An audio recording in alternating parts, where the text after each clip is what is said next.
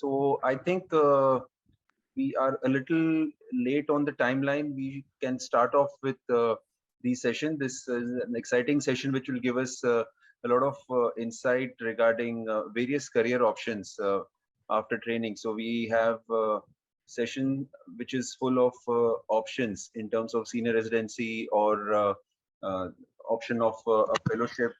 Also, we will be looking at various options in terms of a short-term or a long-term fellowship, and we will look at various pros and cons of each with respect to the thoughts of the speakers, which will give the audience some sort of an insight as to where they look at themselves with respect to options going ahead.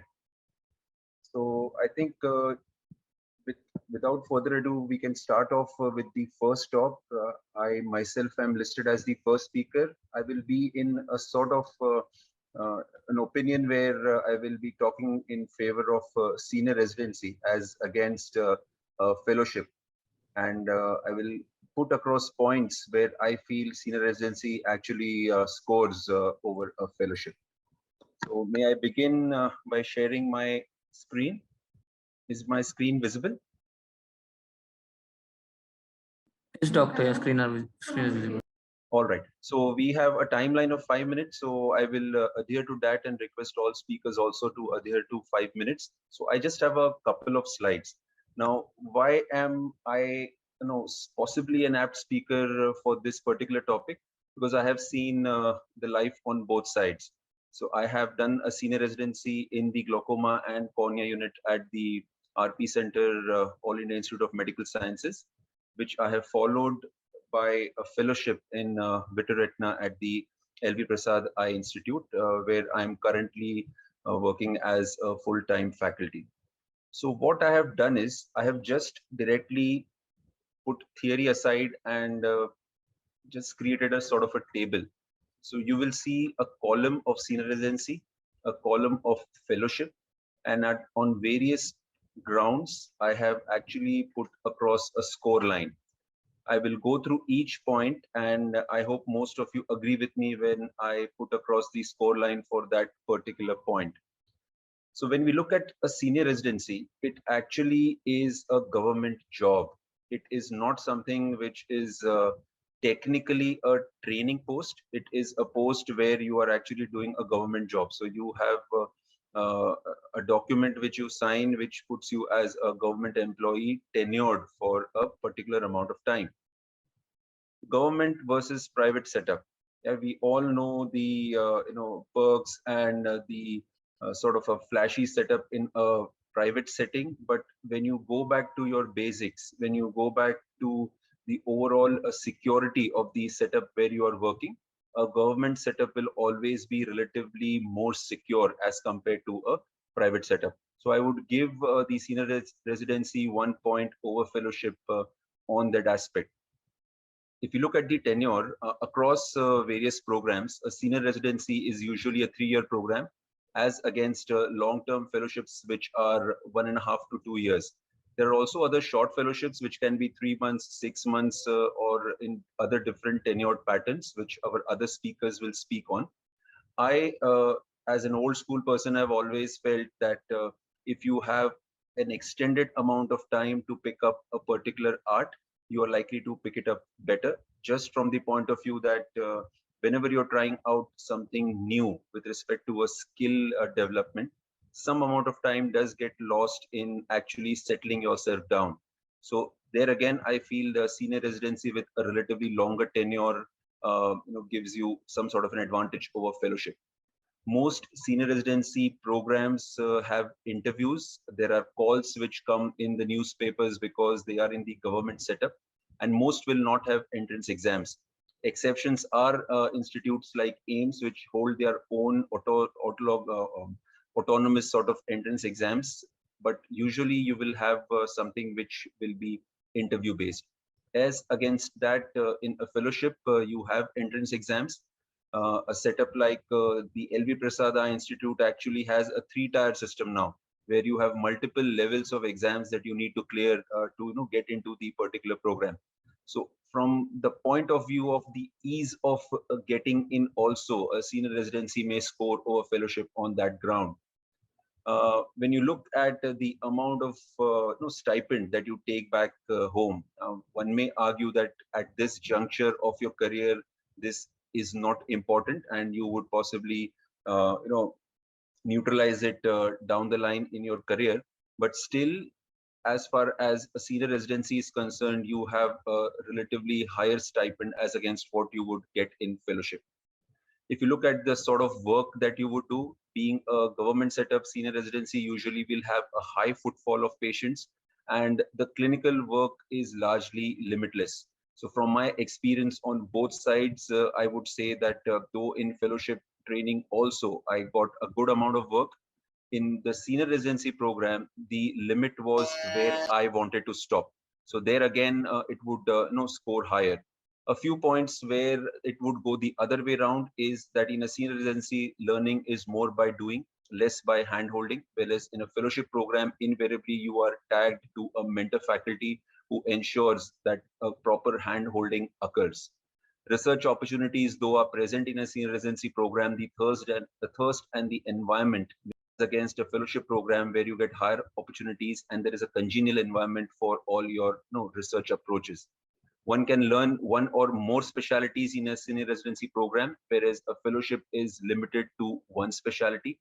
Cataract training is integral in most parts of senior residency programs, whereas in fellowships, some of the programs do offer it as a part, whereas most programs steer clear away from the cataract training unless it is a cataract-based fellowship. And last couple of points, the final certificate of completion that you get in an SRship program will actually say that you have done a senior residency, but not really give you a subspecialty mention explicitly. Whereas in a fellowship, the subspecialty training will be explicitly mentioned. Again, senior residency may not be recognized internationally, whereas a fellowship program is, because this is a globally known training program terminology. And last but not the least, a senior residency program makes you practice ready holistically, because you can deal with a lot of different specialties other than your own. So the ophthalmologist in you still lives. Whereas in a fellowship, you are specialty ready. And many a times your specialty skills have raised so much that your actual ophthalmology skills may come down. So I think in a final score line, I feel that the senior residency program scores much more over a fellowship program. So thank you for your kind attention. I can either take questions right now, or we can possibly go through the other aspect of our speaker and then maybe get back to possibly one or two questions if time permits. So may I now call upon Dr. Chintan Desai to give his view on fellowship being the thing.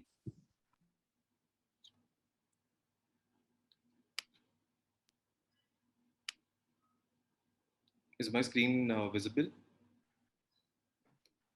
Chintan, No, I sir. think you're not sharing. We can see you, but we can't see your screen. Is it visible Yes, now? it's visible now. Yes. Please go ahead. Yeah, sure. So firstly, I would like to, good evening everyone, and I would like to thank UC for giving me this opportunity to be a part of this wonderful session. And more importantly, I would like to, thank my mentors who played a big part in making me whatever I am today. So without wasting more time, I'll start with my presentation. Second, my slides are stuck. Click with the mouse on the screen, it will work. Yeah. So for me, well, it is pretty obvious that the fellowship is better than a senior residency, and hopefully by the end of this talk, you would be on the same page. So when I gave it a thought how to go about this presentation, how to approach this topic, the very simple solution that came to me was to view it as a postgraduate trainee about to make the decision about whether going into a fellowship or an SRship, or probably doing nothing at all. That also works. So somehow, being a final year PG during my waiting for my results to come, I somehow, for whatever illogical reasons, do decide that I want to give senior residency a shot. All right, and I say, "ठीक है, 3 साल का course है, मैं कर लूँगा." So the next plan obviously would be to choose my options. So I would sit with a pen and paper and start shortlisting the number of senior residency programs which are good and offer speciality. And then I would realize that my fingers are good enough. I don't need pen and paper. ये तो शुरू होते ही खत्म हो जाता है because there are such few institutes. But I do not get very hassled by it. कि यार self belief से इधर तक पहुंचे. I try to go further as well. And eventually you try till you succeed, right? But does it really happen? Because the only question you really need to ask yourself is, in the past so many years, how many external candidates have got a senior residency in one of the premier institutes in this country? And I think the answer would be self-explanatory. And if you ask me, it is as slim as Virat Kohli scoring a century these days, although I wish he does. Um, so you've been very well prepared and you got a senior residency. So wow, congratulations. Now you should get rewards for your bravery, right? I don't think it really happens because you get in, but do you get to choose your subspecialty? Do you get to choose your preferred unit, whom you want to work under, your favorite mentor? I don't think it really happens. But मान लो चलो ये भी हो जाता है. You get all of this, okay, and everything looks fine now. Then comes another trump card where you have to do deal with something called shuffling up. It can happen in any of the government institutes because you are not bound to a subspecialty.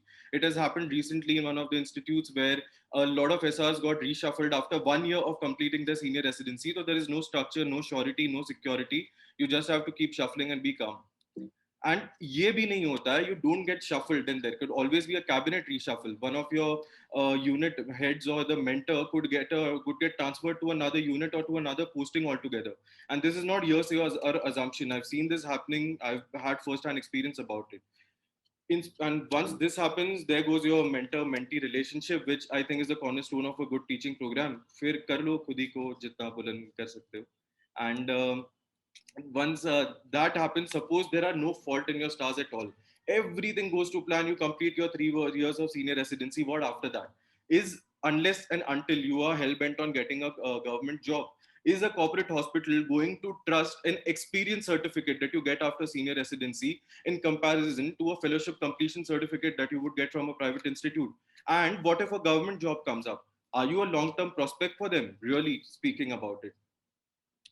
And not everything could be bad. Obviously, there are silver linings. So yeah, you will have your friends tell you, "Ki, "Arey, bhai, stipend dekha hai." But again, it's about short-term gains or long-term gains. What you want to prefer. The same thing happens with hands-on. Sure, there is a lot of hands-on exposure when you do a senior residency, but then comes the age-old debate about quality versus quantity. What do you really want to prefer? And I think there is something called as ophthalmic wisdom. So anyone else? And yeah, you take a lot of responsibility for your patients. You dispose patients on your own, which is really good and helps you being independent. But then there is no course correction either. And if you ask me, nothing is more dangerous than dispensing partial knowledge. And it gives you comprehensive training, lets you work in all kinds of specialities, but that should have been done in your PG, right? Today's need of the hour is specialization, and that is what you should be focusing on. There are, like all good institutions, you should learn a few things for them. Fellows should have teaching, should count as teaching experience, because you do train your PGs, right? And maternity benefits which you get there, you should get them. So that is something which we need to look upon. So obviously fellowship is the obvious thing, because it is exactly opposite to whatever I've told you till now about senior residency. It opens a lot more doors for you than a senior residency does. And coming with a drum roll to the climax, have you heard about the MCH program in PGI, which started 2 years ago about Vittoretina? When the premier most institute, one of the premier most institutes in the country, don't have an argument against having an MCH program after senior residency, which they do think is good enough, who am I to argue? So there it is. Thank you so much.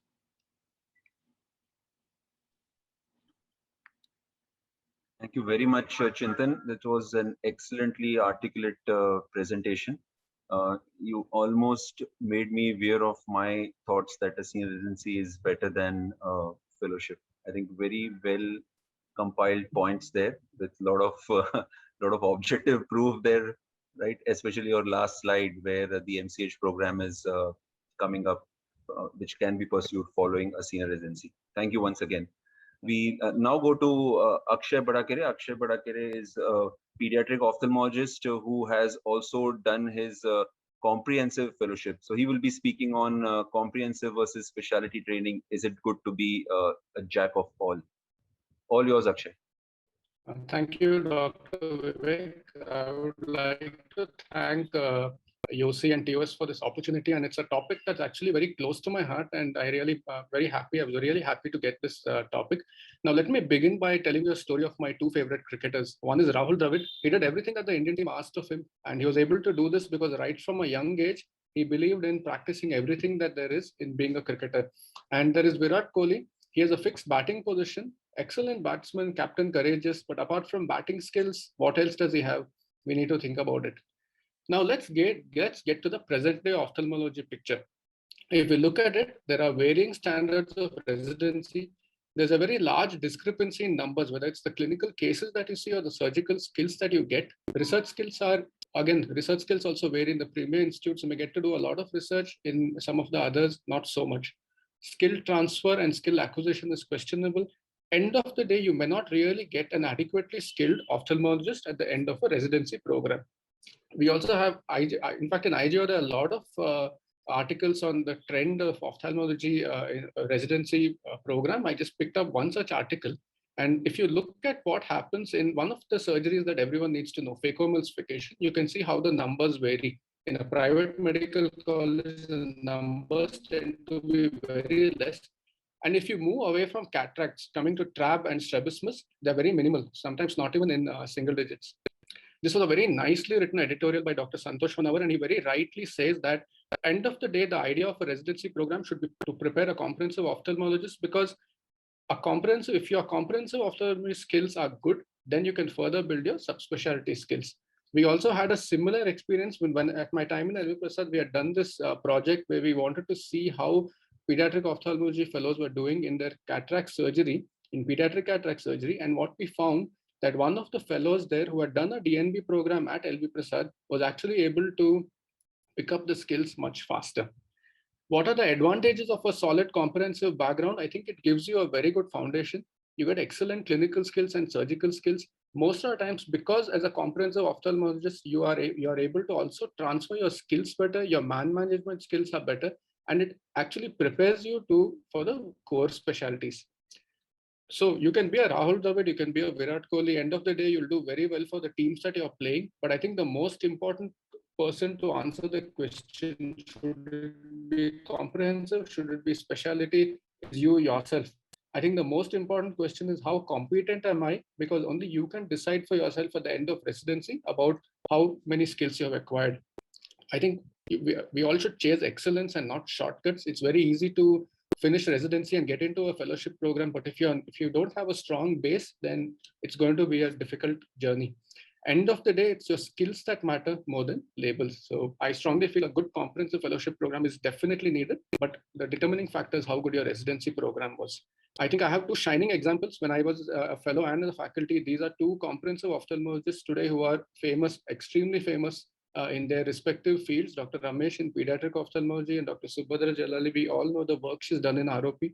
So these are the two people I looked at as inspiration during my time as a fellow there. Thank you very much. And it's a topic that I really enjoyed reading and talking about. Thanks a lot. Thank you, Akshay. Thank you for that illuminating talk. To summarize, I think you have put across the point well that a comprehensive ophthalmology program gives you a solid foundation. So if your residency program has been lacking, it will sort of cover that up for you, and you'll be able to handle most of the things at the basic level very well. And obviously, it helps you also to put across a good skill transfer to your students, learn good man management skill, prepares you for a core specialty if you are likely to pursue it. And like the examples that you gave, in spite of doing a comprehensive or using it as a good foundation, it may be a good launch pad to actually then take up a subspecialty if you so wish to, and you could go ahead and become a world leader. So thank you, Akshay, for that. Now let us go and look at the counterpoint from Dr. Aarti Heda, who will be speaking about the charm of doing a subspecialty fellowship. Aarti.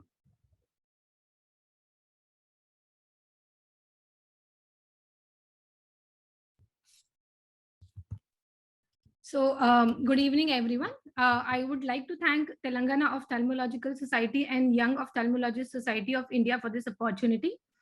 The phrase "Jack of all trades and master of none" is very well witted one and comes with a lot of wisdom.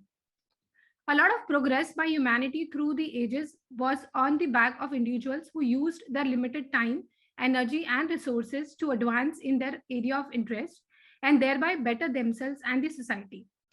At large, as rightly said, diffuseness is a disease. You can be comprehensive ophthalmologist, but then you have to be focused.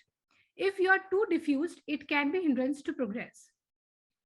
So I will break this talk down under the following headings as why, when, what, where, and how.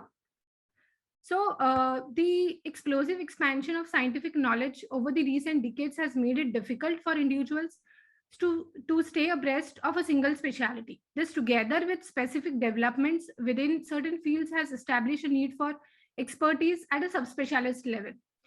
The advantage of this are that clinicians can concentrate their efforts, link with experts of similar interest by journals, meetings, and networking databases. Specialization provides a cutting-edge knowledge. It adds value and make you stand out from the crowd, make you feel very different. Similarly, provided a patient reaches the appropriate subspecialist, they can be sure of up-to-date skilled management by a recognized expert in a center of excellence. So when to do this? MBBS, then ophthalmology, and then choosing a subspecialty. So journalist to a specialist to a subspecialist. The journey may sound a bit long, but it is worth it. After your residency is the best time to do it unless you've had a suboptimal residency program and you lack basic clinical skills. After working for years as a general ophthalmologist, then you can decide to go for a subspecialty. That's also possible. We will call it as mid-career makeover. But believe me, any time is the right time. So whether to do an observership or a short-term fellowship or a long-term fellowship can be a good point to debate. So long-term can be of 1 to 2 years. These are highly competitive things, but it gives you an excellent exposure in clinical and surgical aspects. If you see a particular surgery and don't see a follow-up of that patient at 1 week, 1 month, 6 months, you are going to lose a lot. So long-term fellowships are best. You may not earn a lot for 1 or 2 years, but believe me, you can cover that up later in your life. Which subspecialty to choose is entirely your call. By the end of your residency, you will definitely know where your interest is. Important points to consider are market dynamics, where you want to settle, type of practice you will get in, and your background, as in whether you are going to inherit your parents' practice or not. So whether to do an international fellowship or stick to a national fellowship. Consider reputation of the institute. Choose a fellowship as per your mentor of choice. Your mentor will transfer everything he or she knows in the 30 years of his own experience to you in a span of 1 to 2 years. If you are not constant with a mentor, you will lose on a lot. You can't keep changing them. Your mentor will always be there for you in case you need any opinion or suggestion in future. Other points to consider include academics of the institute, hands-on training, and intended focus area. So how do you do this? We are very lucky to be born in the era of internet, wherein all the information is available so easily. So how to apply for a national or an international fellowship? I'm sure it will be covered by the speakers. So I'll skip this. So we live in a world of evidence-based medicine. So there have been various studies regarding the subspecialty training, which one to choose, and most of them had the same conclusion. Although there are many potential pathways for achieving standards of excellence in medical care, subspecialization provides one of the most appropriate ways of developing, promoting, and expanding a field. So thank you. Over to you, Dr. Vivek. Thank you, Aarti. I think a good viewpoint being brought in that while we are looking at a comprehensive fellowship as something which can cover for your residency and things that you lack in a residency program, possibly the way the world is veering towards going ahead is subspecialty training, not just from the point of view of awareness among peers, but also in the patient population. With so much technology, internet that you just mentioned, I think it's easy for patients now to go out, understand that, okay, fine, this is where my eye problem lies, and this is the type of super specialist that I need to look for. So going ahead, doing a super specialty or a subspecialty may have added value to our practice. So thank you for bringing that point in. I will now go ahead and call upon Dr. Rohit Rao. Rohit will speak to us on short-term versus long-term fellowship and his views on how a short-term fellowship has great value to your career going ahead. Over to you, Rohit. Good evening, everybody. So firstly, I would like to thank Dr. Vivek for this opportunity and organizing committee for organizing such a wonderful virtual gathering. Today, I will speak why short-term fellowships are sweet. My objectives of the next.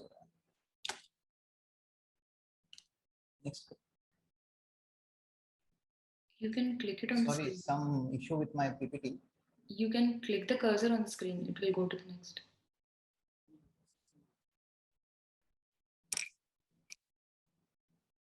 So my objectives of my fellowships, objectives of my talk are to answer the following question. What are the benefits of the short-term training?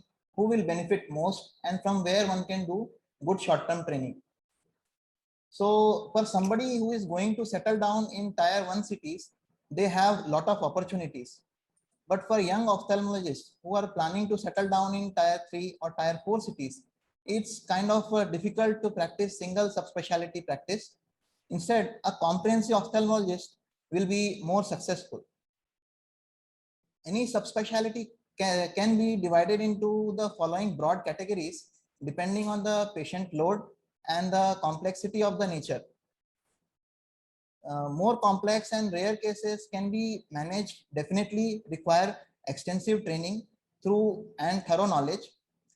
But majority of the case volume comprises of common disorders with simple management strategies, which can be easily managed after short-term fellowship. So now we come to the second question, that is, who will benefit most from it? Fresh pass-out residents are commonly in dilemma onto which specialty to choose. So they can do a short-term training in desired branch and understand the dynamics of it, and then decide whether it's your cup of tea or not. It's very common to have long waiting list while for the long-term fellowship. So while waiting for your long-term fellowship to start, it would be a good idea to do a short-term training in the meantime.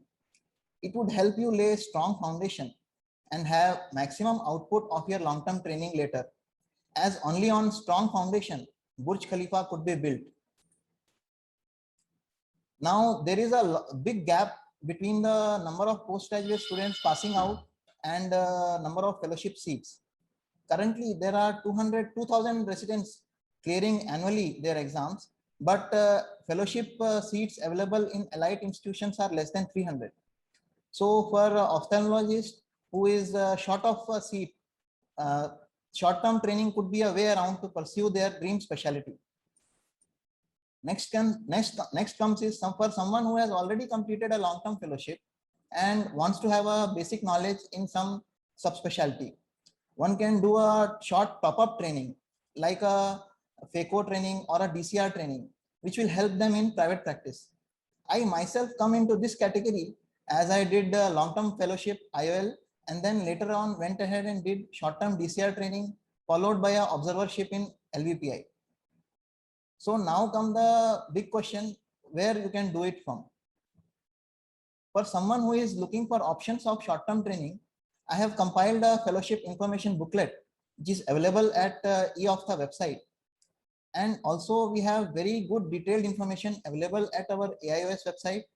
And you can also access the IJO for any edition of IJO, which provides us details with training program in various institutions.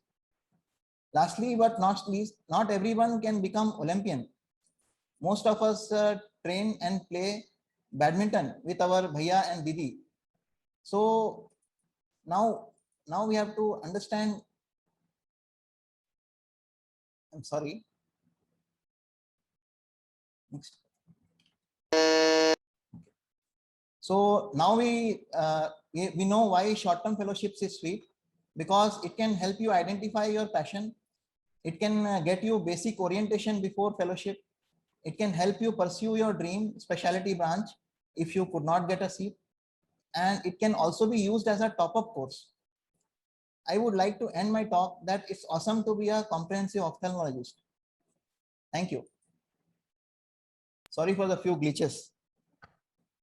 Rohit, excellent points. If I can summarize what you spoke, simpler cases, common cases are obviously more common in practice. You will always be allows you to manage them as against the one of rare or the extremely complex case. So this, I understand, would be a benefit of a short-term fellowship, that you would get some exposure of managing all simple subspecialty cases. Also, like you mentioned, long-term fellowship opportunities may be less as compared to the PGs who are coming out post residency. So again, to bridge that gap, a short-term fellowship is a good option. And it also helps you sniff around. So when you're not sure what sort of long-term fellowship you really want to pursue, if you do a short-term, you look around, you try and understand, okay, this is what I'll get into if I go into this long-term fellowship. This helps you actually make a better decision rather than get stuck by a wrong choice. And of course, the added cherry on top, where it could either be a top-up to something that you have already done in terms of a long-term, or it could be a good base to a long-term that you would go ahead and choose. So thank you once again, Rohit, for that excellent brief on short-term fellowships. Now I would like to call upon Dr. Asha Samdani to give us the opposite view, where she would talk on the advantages of a long-term fellowship and why we should go for those instead. Dr. Asha, over to you. Thank you, sir.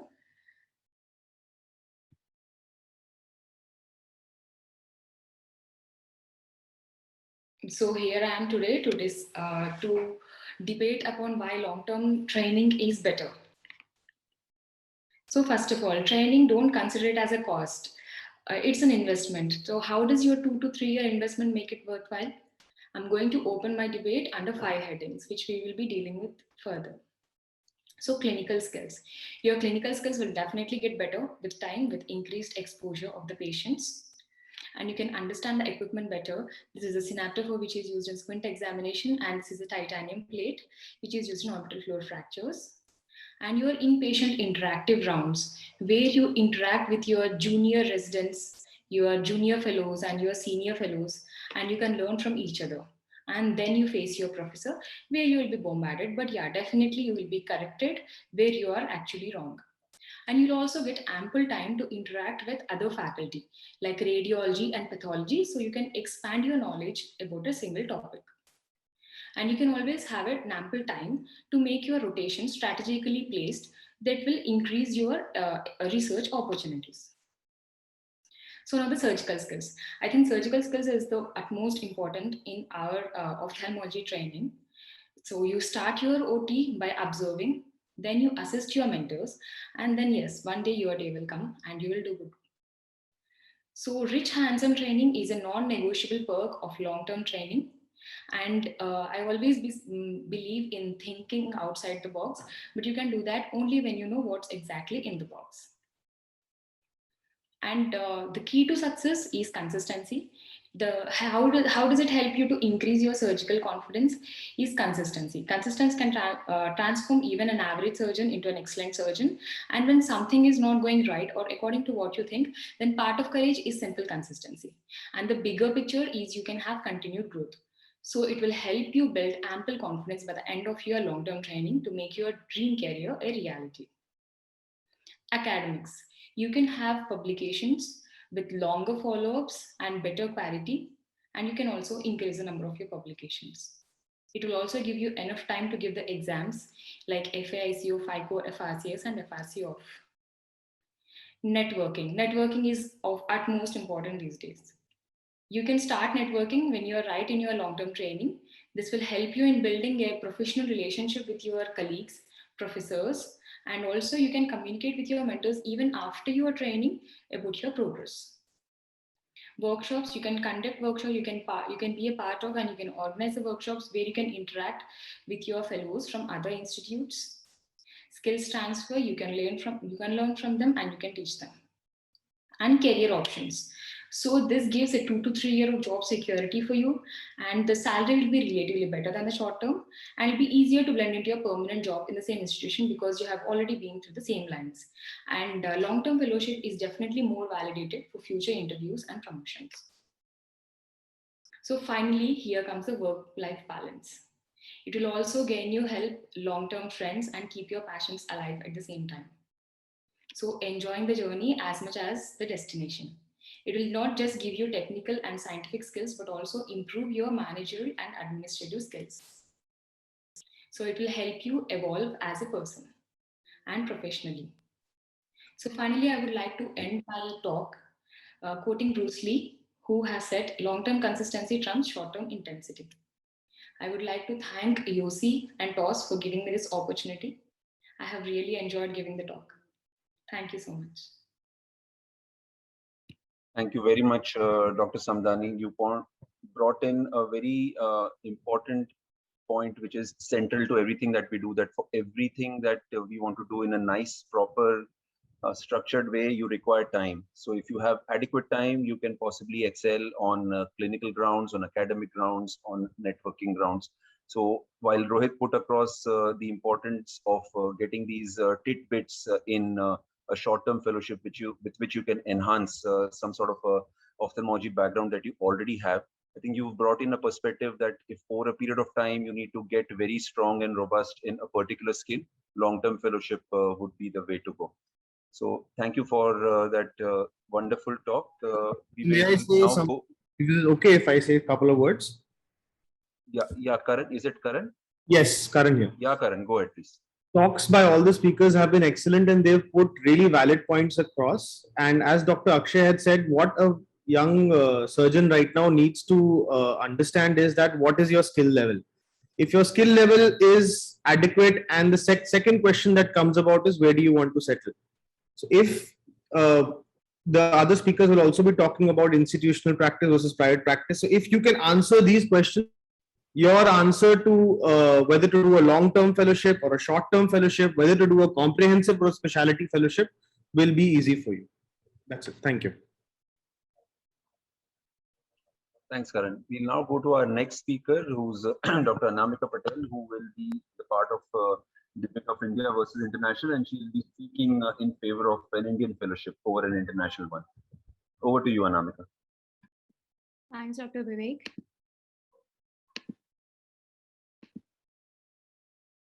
I hope I'm audible and my screen is visible. Yeah, it is. Please go on. All right, thank you. I would like to, at this outset, thanks Dr. Vivek and Toss for giving me the opportunity to speak on this very interesting topic that you want to do fellowship in India or international. So, all right. So not that I'm a big Modi fan, but yes, this picture is something which is going to make a lot of sense by the end of this presentation. So I'm going to address this presentation with the 3 questions. The first question and the most pertinent one, which would come in any resident's mind, would be that should I really do fellowship? Second would be where should I do the fellowship? And then why should I do the fellowship in India in case this discussion comes up that you may go to UK or US or whatever. So the first question is, should I really offer the fellowship? So the answer is yes. You can consider either the senior residency or fellowship. Choice is yours. The second question is, where should I do my fellowship? So is it international or it is national? If you ask me, well, India, obviously.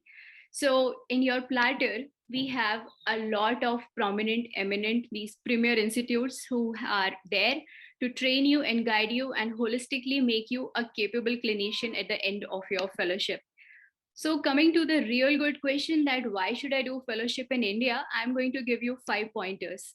So the first is the spectrum that you see in India. The clinical spectrum is just fantastic. You go from north to south or east to west. The kind of pathology that you see in terms of infection and inflammation is amazing. And it's not that you do not see that in when you cross the borders, but the kind of cases that you see is unparalleled.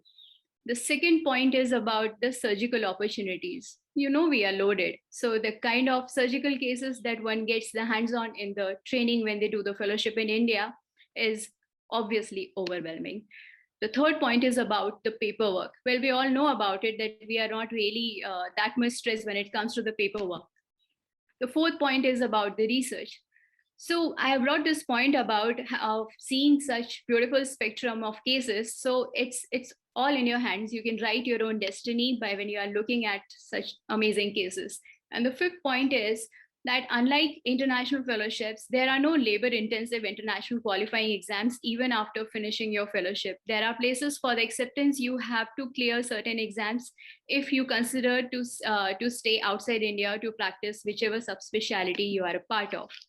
So I have answered this question, hopefully, and as much I have battled for my own country because of the various spectrum that our Indian clinical fellowship provides, I would like to just give this point as well, that one needs to be absolutely clear that what subspecialty they want to have in their life. They should be very clear in the long and the short-term goals of theirs. And the last point is extremely important, to have this good mentor, because wherever you are, this is going to be life transforming.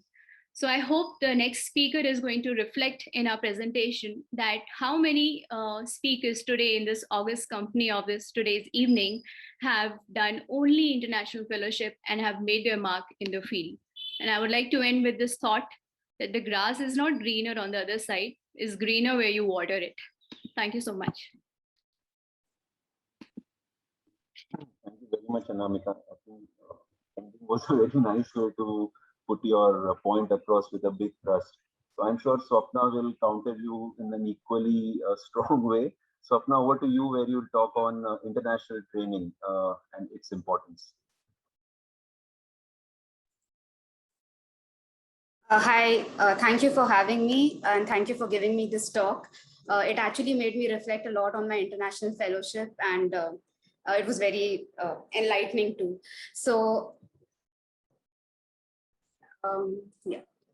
Is my presentation visible? Not yet, Swapna. Yeah.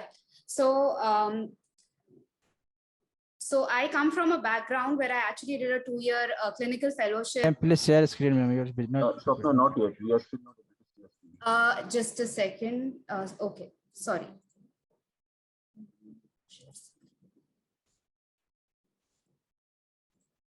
Is my screen visible right now? Yes, yes. Oh, sorry for the glitch. Okay, so yeah, so I come from a background where I did a very grueling 2-year clinical fellowship in cornea and anterior segment at LVP Hyderabad, and then went on to do a 2-year fellowship at Mass Eye and Ear Boston. This was completely a research fellowship, so I'll try to speak from that perspective, but I'll still try to give some pointers on a clinical fellowship too. So up to a certain extent, I actually do agree with Anamika that just an international fellowship might not be very helpful for all the reasons she has very, very elaborately pointed out. And an international fellowship should be in conjunction with a clinical fellowship in India for obvious reasons. What I'll try to highlight here is what are the advantages in doing an international fellowship after doing a clinical fellowship in India. So you get different perspectives on the same clinical disease, different ways of managing the same clinical disease. There is a lot of research-oriented clinical care where you try to ask questions on what kind of research you need to do that will help your patients more.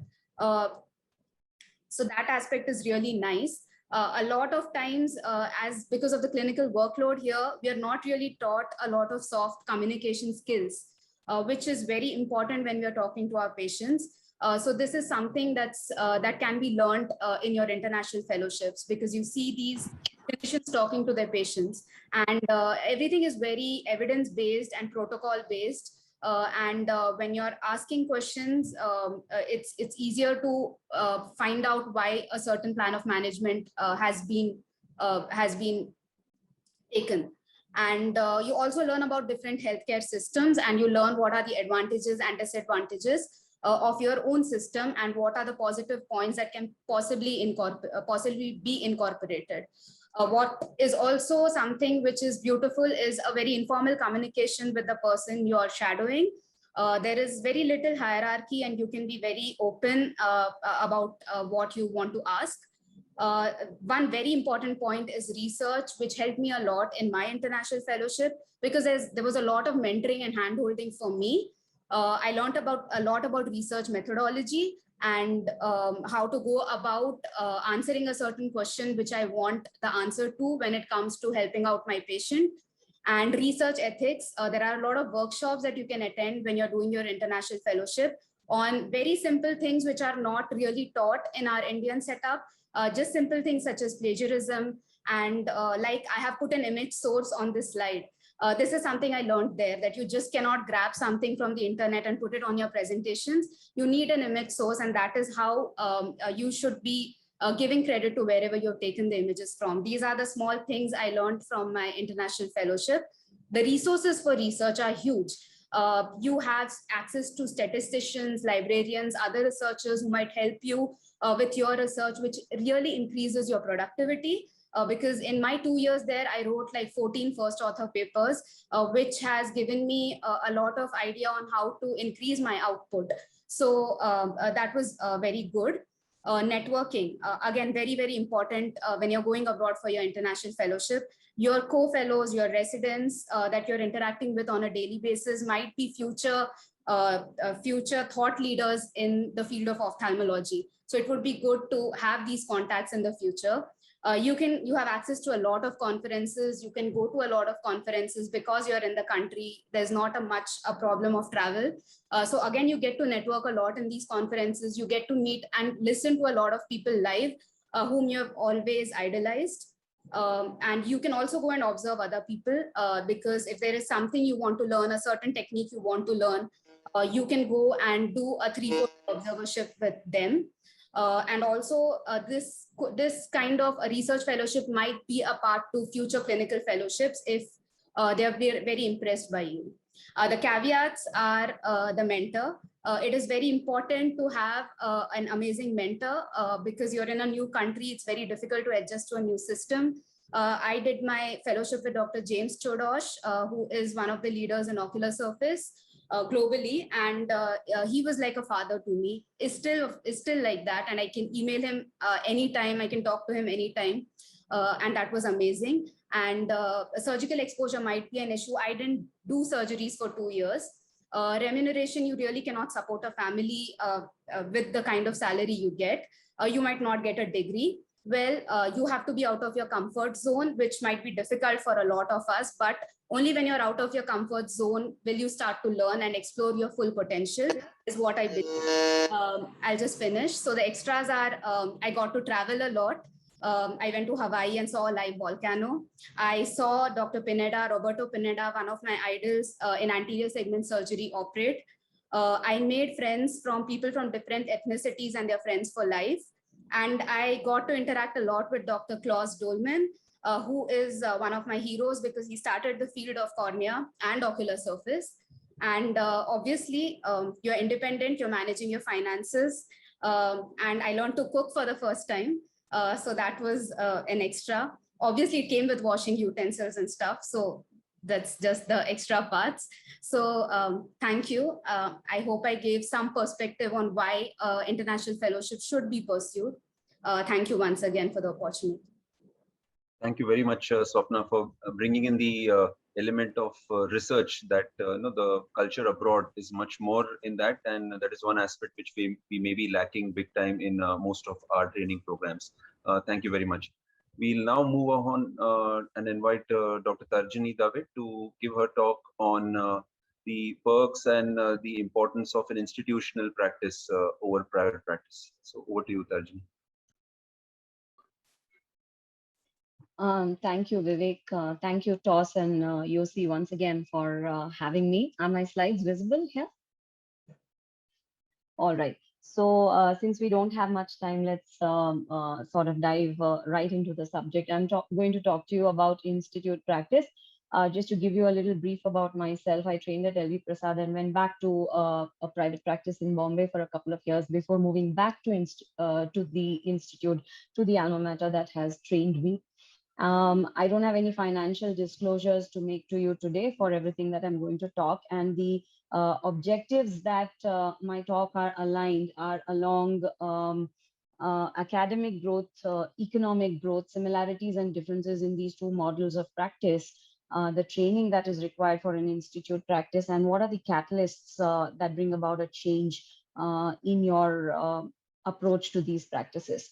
So when it comes to an institute practice, the first perk or the first highlight obviously is academic growth that you see. And this is typically how you'd see an example of people who are practicing at an institute with several,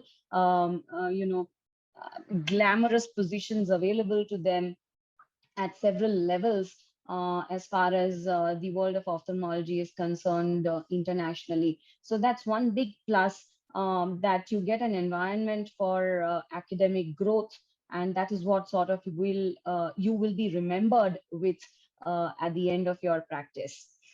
As far as the economic growth is concerned, it's slightly slower in an institutional practice.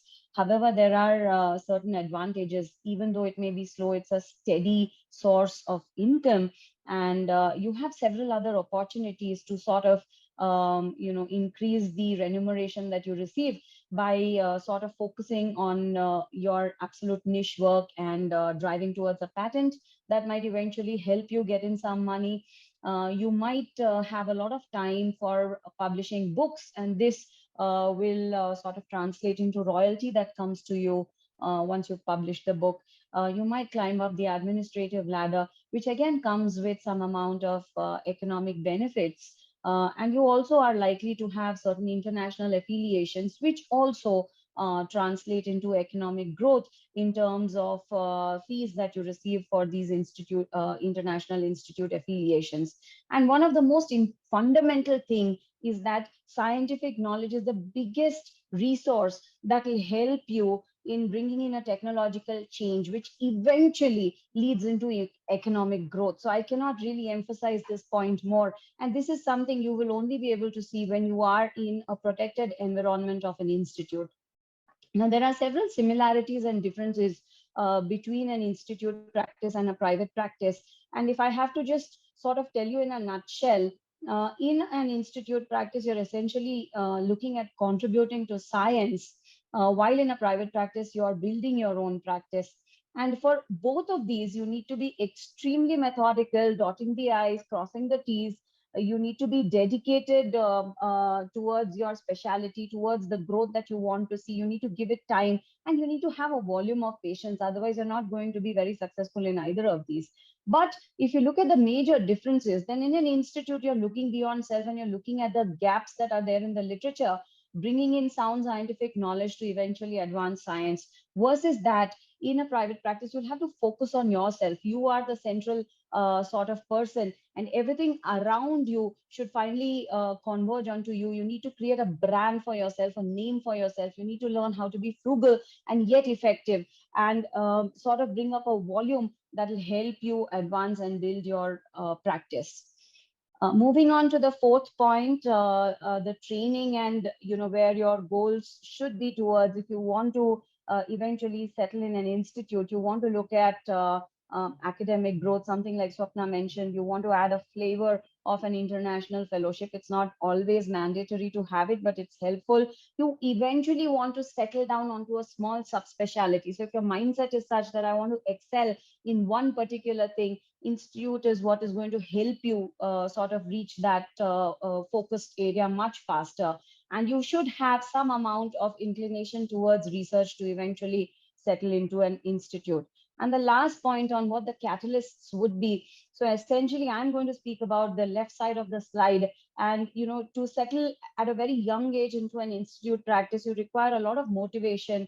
Young Ophthalmology Society is one very good example, where there are a lot of peers who will talk about the pros and cons of these kind of paths. You need to have a culture for research. You need to build a circle of people who think similarly, be with them and learn from them. And you need to have some sort of, inclination towards building research ideas and advancing science, and essentially learning also not only from your peers, but also from the fellows that you're going to end up treating at these places. No matter which path you choose, if you have integrity, if you have dedication, and if you're willing to put in hard work, you will excel, whether it's institute practice or private practice. So in this complex jigsaw puzzle that is there for all of us in life. We all need to find the path that eventually appeals to us. Thank you so much. Thank you very much, Tarjini, for bringing in that aspect of institutional practice and how it adds value and gives us a possible career path ahead. I'll now like to call upon Dr. Varun Malhotra to speak on the importance and the aspect of private practice. Over to you, Varun. Yeah, thank you, sir. Just a minute. Can't remove this. 1 minute. Yeah, 1 minute.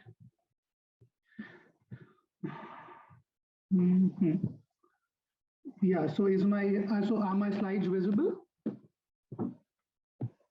Not yet, Varun. We can see you, but not the slides as of yet. I have already shared them. I'm having some issues with this, is it? Let's see.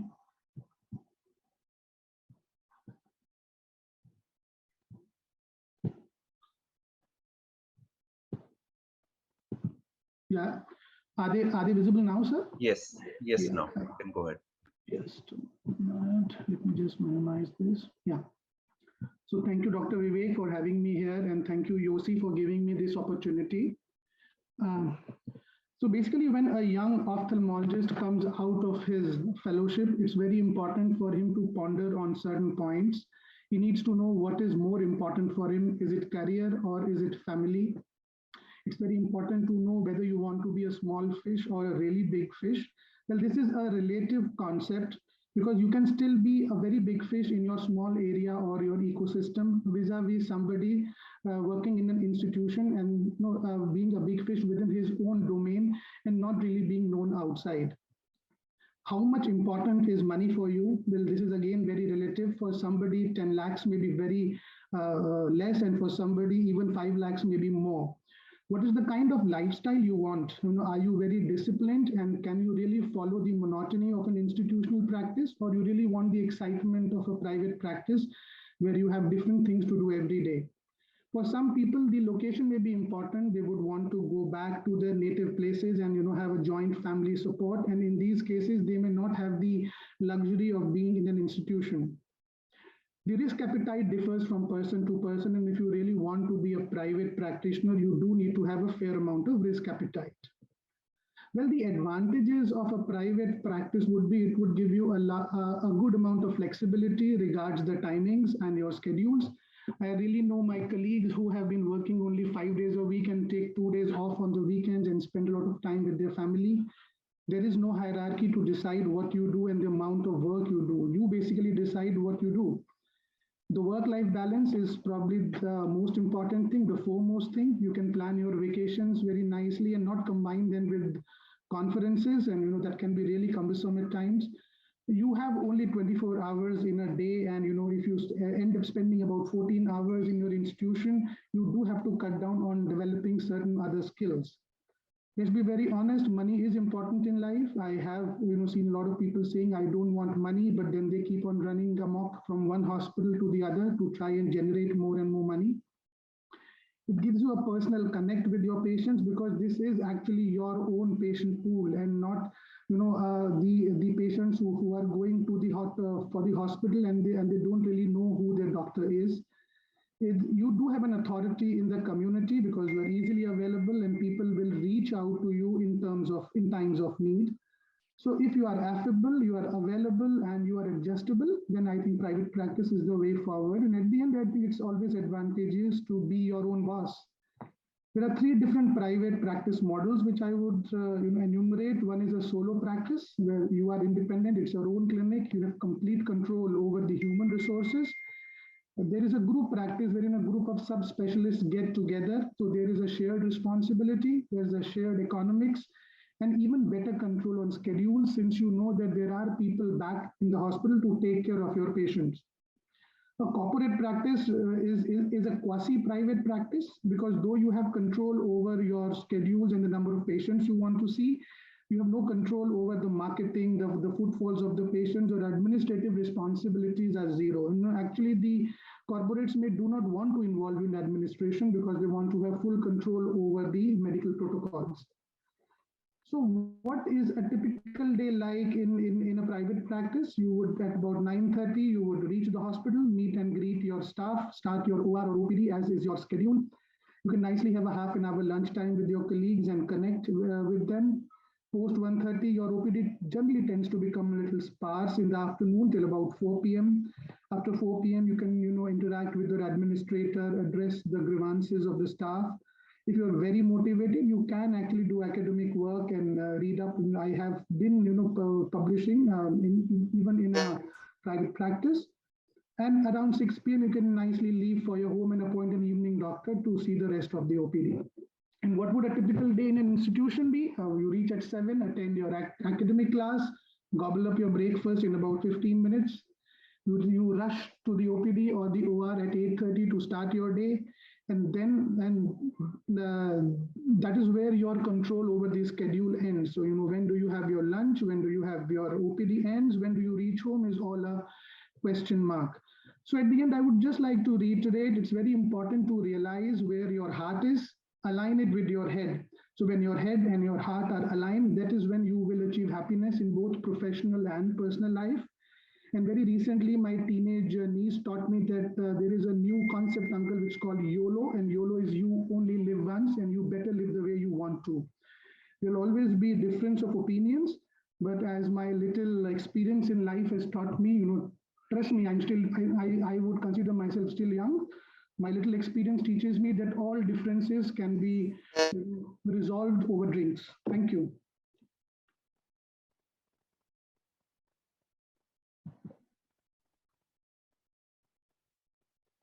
Thank you very much, Varun. You brought in a very good perspective of how a private practice can go about and how we can possibly have a good work-life balance along with a comfortable remuneration in that work setup. Having said that, I think we've gone through all the talks. I think all the speakers brought in a very objective point with respect to their topic. And I'll now hand over the discussion to Karan and the other chairpersons who can possibly go through some sort of questions, and we'll see how we can go ahead and answer them if there are any. Karan? Yes, thank you, sir. As I said earlier, all the talks by all the speakers were excellent, and this will really be a wonderful thing that the young ophthalmologists could benefit by. These questions are very pertinent, particularly at this stage in the career. And again, all the speakers have pointed out very nicely. Again, what you need to decide when at this stage of life is what is your skill level, as the speaker had told earlier. If you aren't good enough, you do need to enter a training. And then second point, in my opinion, is where would you want to settle? And if you can answer these two questions, you can decide whether you want to do a long-term fellowship or a short-term fellowship or a comprehensive fellowship or a specialty fellowship, and whether to enter a private practice or a institutional practice. Any opinions, Apurva? Any comments from your side?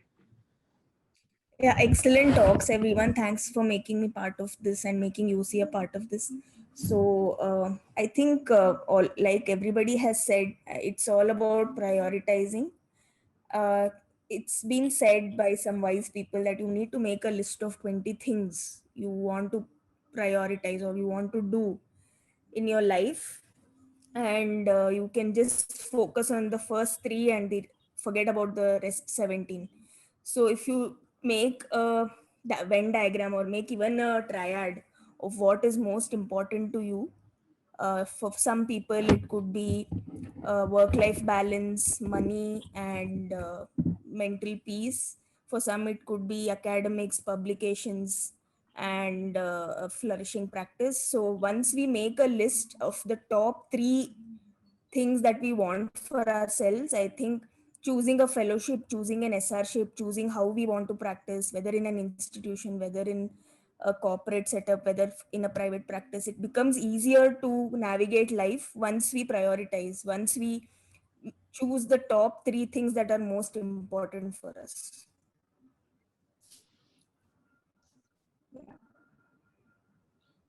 Excellent points, Apurva. Devakant, anything from your end? Are you there? I guess not. So, Karan, can I ask one? I think Dr. Avnish, thank you so much, Dr. Dave, to make me part of it. One question I just wanted to ask Dr. Swapna, like if you are not from a premier institute, how easy or how difficult it is to actually have an international fellowship? So can you give us a pointers, like if you're not from a premier institute where you have done your fellowship, so can actually someone get into an international fellowship like the way you got in, and what are the pointers for the viewers? Thank you. Yeah, so thank you for the question. I believe it would be, it's all about networking and contacts. So even if you're not from a premier institute, if somebody can vouch for you with the mentor you're going to be working for, and somebody can recommend you that you're pretty good and you've done a good job with your work in India, then you can still get in. So it's all about contacts. So you do need somebody who will help you get in there. It's otherwise not very easy. Thank you, Dr. Swapna. I think we can have your number as in this place so that people can get to you and they can get the help. Thank you so much. Thank you. I'll just ask another question to Dr. Swapna. Would you recommend an observership, or would you recommend again a long-term fellowship as you had done? So it again depends. Like having done my Konya fellowship from LVP, there wasn't a lot more to learn with a clinical fellowship having gone to Boston, because there is a lot of workload in India as compared to Boston. And for me, it was like, okay, they're doing only N number of surgeries in a day. This is like, there's not much for me to learn. From a clinical point of view, there wasn't, because even the practice patterns are different. The pathologies they see are different, at least in cornea. In retina, it might be different actually. Like for cornea, it was mostly Fuchs and keratoconus out there, whereas here there is a lot of different myriad disorders that are seen. So for clinical fellowships, I'm not very sure. Also, it is very difficult to get into a surgical fellowship out there because you need a license to operate. Which is not very easy, at least in the United States. For a research fellowship, there's a lot of advantage. Anything I'm doing with research today, I have to give a lot of credit to the international fellowship because it's given me a head start from where I can take over. So I think if you are really oriented towards research and academics, an international fellowship would be very, very helpful. So it is again about what your priorities are. Do you need some licenses also for an observership? Like, are you allowed to see patients even in an observership? It's extremely easy to write to anybody to get an observership. It's not at all difficult. You do not need a license. You could just land there and go and observe anybody. They're very approachable with that. And I think it's a very underexplored arena out here where nobody approaches any of them. But it's very easy to approach any of these people to go and observe them.